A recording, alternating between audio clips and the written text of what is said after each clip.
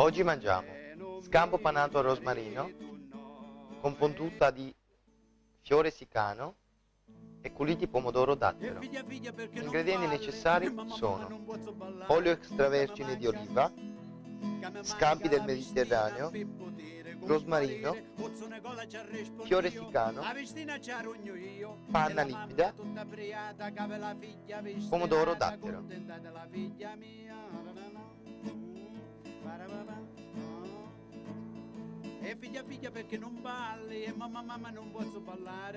Adesso passiamo alla preparazione. Adesso prepariamo la fonduta. Tagliamo il nostro fiore sicano.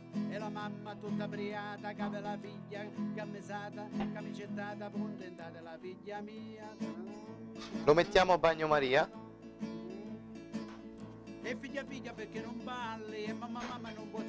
E aggiungiamo un po' di panna fresca. Scoliamo leggermente. Facciamo sciogliere.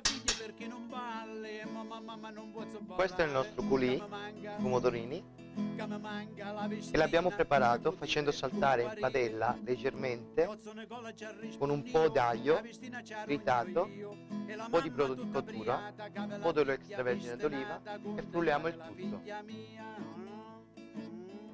Adesso spadelliamo i nostri scampi al rosmarino.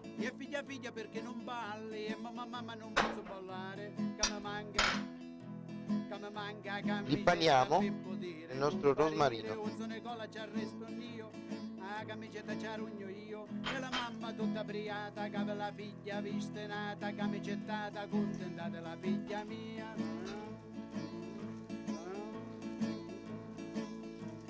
Figlia perché non balli e mamma non posso ballare, che mi manca gonna per poter comparire, o sono cola già resto io, me ne gonna c'è rogno io, e la mamma tutta briata, che aveva la figlia vistenata, che mi gettata, mi gonnata, contenta della figlia mia. Adesso li togliamo dalla nostra padella e li mettiamo su carta assorbente per far asciugare l'olio in eccesso.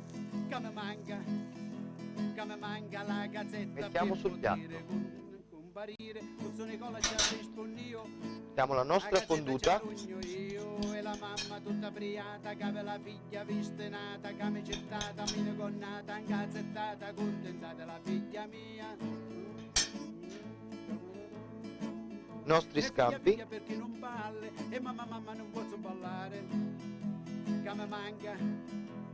mi manca la scarpina per poter comparire, pozzo ne colla ci rispondo io, a scarpina ci rogno io, e la mamma tutta briata, che aveva la figlia stenata, che mi gettata, mi rigonnata, cazzettata, il nostro coulis, contenta della figlia mia.